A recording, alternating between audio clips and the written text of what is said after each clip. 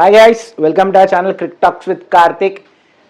India versus Australia border Gavaskar Brisbane Gaba. Last time Australia వాళ్ళ ఏదైతే పొగరు అంచిందో అదే మ్యాచ్ అదే గ్రౌండ్లో టెస్ట్ మ్యాచ్ అనేది జరుగుతుంది. లాస్ట్ 4 days నుంచి ఇండియా అయితే అసలు కంఫర్టబుల్ పొజిషన్లో లేదు. నాకు తెలిసి అందరూ మ్యాచ్ని చూస్తూనే ఉన్నారు. సో 4 days ఒక తొందరగా రీక్యాప్ చేసేసుకొని అది ఒక 2 minutes మాట్లాడుకొని ఇవాళ 4th డేలో ఏం జరిగిందని ఇన్ డీటెయిల్గా ఈ వీడియోలో మనం మాట్లాడుకుందాం. సో నాకు తెలుసు నేను లాస్ట్ 3-4 days నుంచి నేను వీడియో చేయలేదు because of my schedule. I'm sorry for it. So నేను చెప్పే కంటెంట్ కనుక మీకు నచ్చితే నా ఛానల్ లైక్ చేయండి, షేర్ చేయండి, సబ్స్క్రైబ్ చేయండి. Okay, coming back to test match. First మన రోహిత్ శర్మ టాస్ గెలిచి బ్యాటింగ్ అయితే తీసుకున్నాడు. సో నేను 4 days బ్యాక్ ప్రివ్యూలో చెప్పాను, మోస్ట్ ప్రాబ్లీ నాకు 2 changes అనిపిస్తుంది. ఒకటేమో అశ్విన్ ప్లేస్లో జడేజా కానీ వాషింగ్టన్ సుందర్ కానీ రావచ్చు, ఇంకొకటి వచ్చేసి మన హర్షిత్ రాణా ప్లేస్ అక్షదీప్ రావచ్చు అని అనుకున్నా. సో అదే జరిగింది. అక్షదీప్ వచ్చాడు, ఇంకా జడేజా వచ్చాడు, వాషింగ్టన్ సుందర్ రాలే. వాషింగ్టన్ సుందర్కి గాబాలో మంచి రికార్డే ఉంది, కానీ జడేజాని ప్రిఫర్ చేశారు because of experience and all these things. మనకి ఎక్కువైనా బయట కంట్రీస్లో అశ్విన్ కన్నా ముందర జడేజాని ప్రిఫర్ చేశారు. సో టాస్ గెలిచి అయితే ఫస్ట్ డే ఓన్లీ 13 overs అయితే జరిగింది, 28 runs కొట్టారు. దాని తర్వాత మొత్తం డే మొత్తం వాష్ అయిపోయి. సెకండ్ డే ఎర్లీ సెషన్లోనే ఇద్దరు ఓపెనర్స్ ఎవరైతే మన మ్యాక్స్విని ఇంకా కవాజానా ఇద్దరిని జస్ప్రీత్ బుమ్రా బ్యాక్ పంపించారు. తర్వాత అయింది చూడండి, లబుషేన్ ఇంకా స్టీవ్ స్మిత్ కలిసి మంచి అంటే చాలా మంచి పార్ట్నర్షిప్ అనేది నెలకొల్పారు. తర్వాత వచ్చేసి సిరాజ్ మన ఎవరు ఇంగ్లాండ్ ఫాస్ట్ బాలర్ స్టార్క్ కాదు స్టూవర్ట్ బ్రాడ్. తను ఏంటంటే బేల్ చేంజ్ చేసేటోడు అనమాట. బేల్ చేంజ్ చేసినప్పుడు తను వికెట్ దొరికేది. సో అదే టాక్టిక్ ఇక్కడ యూజ్ చేశారు. కానీ సిరాజ్ చేశాడు. దాని వెంటనే ఏమైందంటే లబుషేన్ కూడా చేశారు, కానీ వెంటనే సిరాజ్ కూడా అవుట్ అయిపోయాడు. సిరాజ్ వికెట్ తీసింది నాకు తెలిసి బుమ్రాని అనుకుంటా. ఐఎమ్ నాట్ సార్, బుమ్రానే నితీష్ కుమార్ రెడ్డి వాళ్ళిద్దరిలో ఒకరు వికెట్ తీశారు. తర్వాత మాత్రం వచ్చాడు మనకెప్పుడు తలకాయ నొప్పి తెప్పించి హెడ్ఏక్ తెప్పించే హెడ్. ఏం చెప్పాలి బాస్ నా గురించి, కొడుతూనే ఉన్నాడు. అప్పటిదాకా స్టీవ్ స్మిత్ ఏంటంటే మెల్లగా ఆడుతూ వచ్చాడు. ఒక 40 runs కోసం తను 128 balls తీసుకున్నాడు. తర్వాత హెడ్ వచ్చిన తర్వాత తగులుకున్న జోడు బౌలర్ని బూమ్రా లేదు, సిరాజ్ లేదు, అక్షదీప్ లేదు, జడేజా లేదు, నితీష్ రెడ్డి 5 bowlers కొడుతూనే ఉన్నాడు. నాకు అర్థం కాని విషయం ఏంటంటే సిరాజ్ కరెక్ట్గా లెన్స్ వేసాడు. ఏది మనకు పేస్ బౌన్సర్స్తో హెడ్ని ఏమంటారు మన తన వీక్నెస్ మీద బాల్ చేస్తున్నాడు, కానీ ఫీల్డ్ సెట్ చేసుకోవాలి కదా. సో ఇక్కడ నాకేమనిపించింది, రోహిత్ శర్మ ఇంకా బౌలర్స్ మధ్యలో ఒక చిన్న కమ్యూనికేషన్ గ్యాప్ ఉందేమో అనిపించింది. సో అదే క్రమంలో ఏంటంటే మన హెడ్ సెంచరీ కంప్లీట్ చేశాడు, స్మిత్ కూడా సెంచరీ కంప్లీట్. ఎవరికైతే ఫామ్ లేదో ఆ ప్లేయర్కి ఫామ్ ఇచ్చారు. మన ఇండియన్ ప్లేయర్స్ చాలా మంచి బెనిఫిట్స్ అబ్బా, ఫామ్ లేని ప్లేయర్స్కి చాలా మంచి ఫామ్స్ ఇస్తారు. అది చాలా ఇయర్స్ నుంచి అదే జరుగుతుంది. అదే స్టీవ్ స్మిత్కి ఫామ్ ఇచ్చారు. సో స్టీవ్ స్మిత్ కూడా ఫామ్లోకి వచ్చి స్టీవ్ స్మిత్ కూడా సెంచరీ కొట్టారు. సో స్టీవ్ స్మిత్ ఇందాక చెప్పినప్పుడు 40 runs 50 runs first 50 runs 128 balls next 50 runs 60 balls కొట్టేశాడు. So back to billions. దాని తర్వాత బుమ్రా వచ్చి మళ్ళీ ఇద్దరు ఎవరైతే ఉన్నారో మన bowler main stream bowler Bumrah ఎవరి దగ్గర నుంచి పాపం సపోర్ట్ అనేది లభించట్లేదు. తనే ఒంటి చేత్తో మన మ్యాచ్ని అనేది ఏమంటారు మన టీంని గుంజుకెళ్తారు. ఒకప్పుడు సచిన్ టెండూల్కర్ బ్యాటింగ్ ఎలా ముందుకు గుంజుకెళ్ళాడు, అట్లాగే ఇప్పుడు బుమ్రా గుంజుకెళ్తున్నాడు బౌలింగ్లో. సో బౌలర్లో బుమ్రా ఒకటి మళ్ళీ వచ్చాడు. ఎవరు మన స్టీవ్ స్మిత్ని ఇంకా మిచెల్ మార్ష్ ఇద్దరిని బ్యాక్ టు బ్యాక్ తీస్తారు. ట్రావిస్ హెడ్ని కూడా తొందరగా తీస్తారు. సో ఆ డే అయిపోయేలోప ఎవరు మన ఆస్ట్రేలియా వచ్చేసి థర్డ్ డే అయిపోయేలో 405 for సెకండ్ డే అయిపోయాక 405 for 7. థర్డ్ డే వచ్చాక వెంటనే 45 runsకే మన వాళ్ళు మిగతా వికెట్స్ అన్ని తీసేసి so 445 was the first innings target. First innings score Australia వాళ్ళు చేసింది. ఫస్ట్ ఇన్నింగ్స్ స్కోర్ అంత టార్గెట్ ఇచ్చిన తర్వాత మన వాళ్ళు ఎట్లా స్టార్ట్ చేయాలి, కొంచెం రెస్పాన్సిబుల్గా ఆడాలి కదా. Careless batting. ఎవరైతే మిచెల్ స్టార్క్ని కమెంట్ చేశాడో, ఎవరు మన యశస్వి చేసా చాలా స్లోగా వేస్తున్నాను ఒక రూమర్ అయితే అని ఒక మీమ్ ఏదైతే నడుస్తుందో, తర్వాత మిచెల్ స్టార్క్ యశస్వి చేసాల్ 3 సార్లు అవుట్ చేశాడు. 3 సార్లు అవుట్ చేశాడు. తర్వాత వైడిష్ ఆఫ్ బాల్కి శుభం గిల్ అవుట్ చేశాడు. సో యశస్వి చేస్తారు ఫస్ట్ బాల్ని ఫ్లిక్ చేశాడు. ఫ్లిక్ చేయబోయి ఎవరు మన మిచెల్ మార్ష్ అనేది మన క్యాచ్ చేసుకుని అవుట్ అయిపోయాడు. దాని తర్వాత శుభం గిల్ వైట్ బాల్ని వెళ్ళి వదిలేసే బాల్ని ఎందుకు గెలుపుతారో అర్థం కాదు స్వామి మన Indian players, especial Virat Kohli ఇంకా శుభం గిల్ గెలుతారు. మన శుభం గిల్ క్యాచ్ అయితే కొంచెం ఎక్స్ట్రాడినరీ క్యాచ్ మిచెల్ స్టార్క్ నుంచి. విరాట్ కోహ్లీ అయితే తన పంద ఎప్పుడు same old Virat Kohli style ముందుకు వచ్చి ఆడదామని చెప్పి క్యాచ్ అవుట్ అయ్యాడు విజిల్ క్యాచ్. సో 22 for 3 అప్పుడు వాన. సో నిన్న మొత్తం డే 3 ఏంటంటే వాన పడుతుంది, ఇండియా వాళ్ళు బ్యాటింగ్ కోసం ఒక వికెట్ పోతుంది, వాన పడుతుంది, ఇండియా వాళ్ళు బ్యాటింగ్ కోసం ఒక వికెట్. సో అదే జరుగుతుంది. దాని తర్వాత వచ్చాడు పంట్ కూడా బాగా అవుతాడు. పంట్కి ఏంటంటే ప్యాట్ కమిన్స్ ఇంకా ఆస్ట్రేలియా టీం చాలా మంచిగా వాళ్ళు ఒక స్టడీ చేసుకుని వచ్చారనమాట. సో పంట్కి ఏంటంటే ప్లేని బాల్ ఆడిద్దామని సో ఎడ్జ్ తీసుకొని అవుట్ అయిపోయి. సో పంట్ కూడా తొందరగానే అవుట్ అయిపోయి. తర్వాత ఏమైందంటే ఎండ్ ఆఫ్ ది డే వచ్చేసరికి India by around 51. So Rahul ఇంకా రోహిత్ ఇద్దరు గ్రీస్ మీద ఉన్నారు. సో అది end of the day 3. Day 4 ఇవాళ అసలైన ముచ్చట ఏదైతే జరగాల్సిందో అది జరిగింది. So end of the day ఎట్లా స్టార్ట్ చేయాలి, రోహిత్ శర్మ కెప్టెన్ ఇన్నింగ్స్ ఆడతాడో అనుకున్నాం, మళ్ళా గదే సోది, అదే ఫెయిలియర్. మళ్ళీ రోహిత్ శర్మ కిందకు వచ్చి అంటే కేఎల్ రాహుల్కి నేను ఛాన్స్ ఇద్దామనో కెప్టెన్గా ముందుండి అనుకున్నాడు. ఫైన్, బెటరే, కానీ నువ్వు ఎక్కడ పర్ఫామ్ చేస్తున్నావు కెప్టెన్గా? అంటే నువ్వు బౌలింగ్ చేంజెస్ ప్రాపర్ లేదు, ఫీల్డింగ్లో కూడా చక్కగా మీన్స్ అంత కరెక్ట్గా డెసిషన్స్ లేవు, ఏం లేవు, మళ్ళీ బ్యాటింగ్ కూడా పర్ఫార్మెన్స్ లేదు, మళ్ళీ ఏం చేస్తున్నావు? అదే ప్యాట్ కమిన్స్ వచ్చాడు, Pat Cummins line and length వేసాడు, నీకైంది మన కీపర్ క్యాచ్ అవుట్ అయిపోయాడు. ప్యాట్ కమిన్స్ ఏంటంటే ఎప్పుడు లేని అంత విధంగా డాన్స్ చేస్తూ పర్ఫామ్ చేశాడు ఎవరు మన రోహిత్ శర్మ అవుట్ అయిపోగానే. సో ప్యాట్ కమిన్స్ అంత తొందరగా చూడైతే దాని తర్వాత ఇండియాకి చెప్పుకోదగ్గ అంటే ఒక మ్యాచ్ సేవింగ్ పర్ఫార్మెన్స్ అంటారు చూడండి, అది వచ్చింది. ఎవరెవరి మధ్యలో? జడేజా ఇంకా కేఎల్ రాహుల్ మధ్యలో.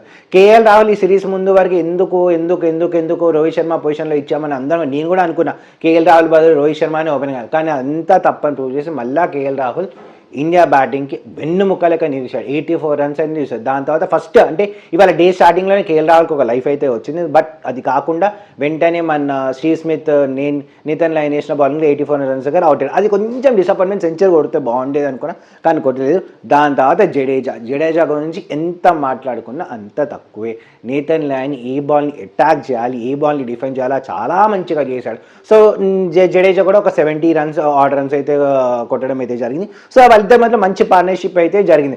సో ఇండియా వాళ్ళకి ఆల్రెడీ దేవర్ మైండ్ సెట్లో అనమాట, మనం ఎట్లో ఈ మ్యాచ్ గెలవలేము, 445 అనే మ్యారథాన్ స్కోర్ని మనం ఎట్లో అది చేసి మళ్ళీ వాళ్ళు బ్యాటింగ్ తీసుకొచ్చారు. సో మనం అయితే ఏం చేయాలి, మనం ఈ మ్యాచ్ని డ్రా చేసుకోవాలని అయితే వాళ్ళైతే మైండ్ సెట్ అయితే క్లియర్గా ఉంటాయి. సో ఇండియా వాళ్ళు డ్రా కోసమే ఆడుతున్నారు. సో నితీష్ కుమార్ రెడ్డి ఇంకా ఎవరు మన రవీంద్ర జడేజా ఇద్దరు కలిసి స్టెబిలైజ్ చేస్తారు. నితీష్ కుమార్ రెడ్డి లాస్ట్ 3 innings చూస్తే కనుక తను ఎలా అంటే అటాకింగ్ మోడ్లో ఆడాడు, కానీ ఇక్కడ అటాకింగ్ మోడ్గా చాలా డిఫెన్సివ్ మోడ్లో ఆడుతున్నాడు. సో కానీ ప్యాట్ కమిన్స్ వచ్చి నితీష్ కుమార్ రెడ్డిని అవుట్ చేశాడు, ఎట్లా మన ఇన్సైడ్ ఎడ్జ్ ద్వారా. సో దాని తర్వాత వచ్చేసరికి అది సో ఇంకా అప్పటికి ఇండియాకి ఒక 70 runs ఆర్ 60 runs అయితే కావాలి ఫాలో దాటడానికి. ఇదంతా లీడ్ కోసం కాదు. సో ఇండియా అరౌండ్ 220 runs ఉంటాయి. సో ఫాలో దాటడానికి కావాలి. దాని తర్వాత సర్ప్రైజింగ్గా బూమ్రా వస్తాడు అనుకుంటే అక్షదీప్ వచ్చాడు. జడేజా కూడా తన బ్యాటింగ్ స్టైల్లో అంటే తను డిఫెన్స్ ఆడుతూ లాస్ట్ బాల్ సింగిల్ తీస్తూ ఒక బాల్ 6 అట్లా కొడుతున్నాడు. కానీ ప్యాట్ కమిన్స్ ఏం చేశాడంటే లాస్ట్ బాల్ చాలా మంచిగా జడ్జ్ చేశాడు, ఒక బౌన్సర్ వేశాడు. మిచెల్ మార్ష్ ఎవరైతే వాళ్ళ దాంట్లో మంచిగా ఈ ఇన్నింగ్స్లో బాగా క్యాచ్ చేసుకుని తనని లాంగ్ ఆఫ్లో పెట్టాడు. సో లాంగ్ ఆఫ్లో మంచి క్యాచ్ చేసుకుని ప్యాట్ కమిన్స్ అయిపోయింది, ఇండియా మళ్ళీ ఫాలో అని ఆడాల్సి వస్తుంది అనుకున్నారు. బట్ అప్పుడే ఎవరు అక్షదీప్ వచ్చాడు. దానికన్నా ముందర మన సిరాజ్ కూడా అవుట్ అయిపోయాడు, బౌన్సర్కి బానబడిన వెంటనే మళ్ళీ రాగానే మళ్ళీ బౌన్సర్కి అయిపోయింది. దాని తర్వాత అస్సలైన మ్యాచ్ అంటే అక్కడ 39 runs కావాలి ఇండియాకి, 33 runs కావాలి ఫాలో అని దాటాలంటే. ఆస్ట్రేలియా వాళ్ళు అయిపోయింది భగవంతా మనకు ఫాలో అని వచ్చేస్తుంది, ఇండియాని రేపు తొందరగా ఆల్అౌట్ చేసేసి మనం మ్యాచ్ గెలుద్దామన్న మైండ్ సెట్లో ఉన్నారు. అప్పుడు బౌలర్స్ మ్యాచ్ని బాల్తోనే కాదు బ్యాట్తో కూడా విన్ చేయొచ్చు అని నిరూపించారు. ఎవరో మన ఆకాష్ దీప్ ఇంకా జస్ప్రీత్ బుమ్రా. బ్రిలియంట్ అంటే బ్రిలియంట్ షాట్స్. నేను ఈ వర్డ్ యూజ్ చేయకూడదు తప్పు, కానీ మన బ్యాటర్స్ టాప్ ఆర్డర్స్ ఎవరైతే ఉన్నారో వాళ్ళు వీళ్ళిద్దరిని చూసి నేర్చుకోవాలి. వాళ్ళ డిటర్మినేషన్కి కానీ వాళ్ళ కాన్సన్ట్రేషన్కి కానీ వాళ్ళు ఆ ఫాలోని దాటాలనుకున్న దానికి టేక్ అబౌవ్ సీరియస్లీ ఎంత బాగా తగ్గేదే ఎట్లా అనే ఫాలో అని దాటాలి అనుకున్నారు. సో అదే పని చాలా అద్భుతంగా వాళ్ళు డిఫెండ్ చేస్తున్నారు. బాల్స్ని ఒక షార్ట్ బాల్ వేస్తే ప్యాట్ కమిన్స్ దాంట్లో బుమ్రా మన ఎప్పుడు థర్డ్ మ్యాచ్ ఫైన్ లెగ్ దాంట్లో 6 కొట్టాడు. ఆకాశదీప్ ఎప్పుడు హిట్టింగ్ చేస్తున్నాడు కానీ చాలా మంచిగా డిఫెండ్ చేశాడు, అది చేశాడు, రన్నింగ్ బిట్వీన్ ది వికెట్స్ చాలా మంచిగా. సో ఇదే కోర్స్ ఆఫ్ టైంలో బ్యాడ్ లైట్ వస్తున్న టైంలో లాస్ట్కి మన ప్యాట్ కమిన్స్ వేసిన దాంట్లో నుంచి కట్ చేసి ఇండియాకి ఫాలో అని అయితే దాటించాడు. సో ఇండియా అయితే ఈ మ్యాచ్ సెకండ్ వెంటనే బ్యాటింగ్ రావాల్సిన అవసరం లేదు, బౌలింగ్ చేయాల్సిన అవసరం. సో దీన్ని బట్టి సో అది అయిపోయిన వెంటనే ఇప్పటివరకు అక్షదీప్ ఏంటంటే నన్ను చాలాసేపు ఆపారు, ఇంకా నా వల్ల కాదని చెప్పి ఒక ఊపాడు 6. Pat Cummins shot of the day అని చెప్పాలి, అదే shot of the day.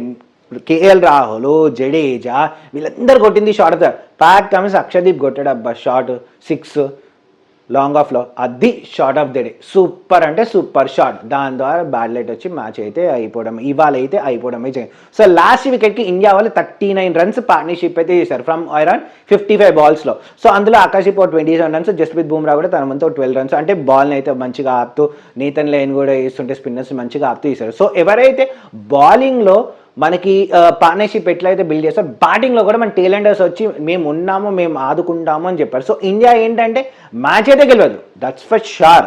Australia వాళ్ళు మ్యాచ్ గెలిచే ఛాన్స్ అయితే వాళ్ళకి ఈ పార్ట్నర్షిప్ వరకు వాళ్ళకు 70 ఇంకా 30% ఛాన్స్, 70 or 60% ఛాన్స్ ఉండే.